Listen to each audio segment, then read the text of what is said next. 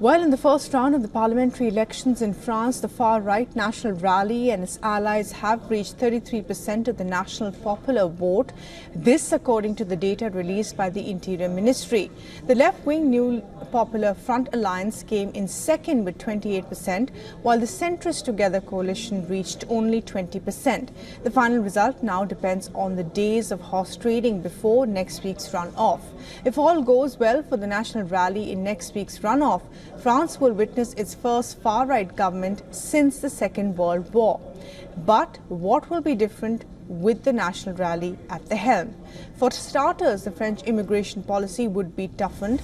The far-right party has vowed to end a birthright citizenship under which children born to two foreign parents in France automatically obtain citizenship at the age of 18. Moreover, the party would reduce access to medical services for illegal immigrants to emergencies only and would limit access to welfare benefits to French citizens only. Now, speaking of security, the National Rally would slash welfare allowances and social assistance for families of repeat juvenile offenders. Teenagers aged 16 and above would be tried as adults. The French police forces would be granted an automatic presumption of self-defense in cases that involve violence. Dual nationals would be barred from holding jobs in sensitive strategic posts like defense. They would be reserved for the French nationals only. On the international front, the National Rally has promised to cut funding to European Union by up to 3 billion euros a year. This to fund cuts to VAT at home. The party would continue France's support for Ukraine, but has signaled that the military assistance would be watered down. Now, as per Social Security, which is concerned, National Rally would scrap Macron's pension reforms and reinstate the traditional retirement age of 62 as well.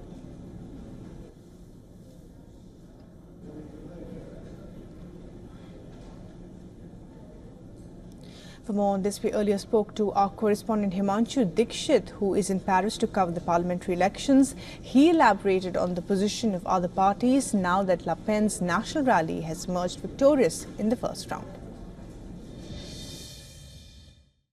Well, it seems absolutely impossible that that will happen for Emmanuel Macron. Emmanuel Macron has been an extremely unpopular leader in France, and after this decision of calling these snap elections, his image, his legacy will go down further.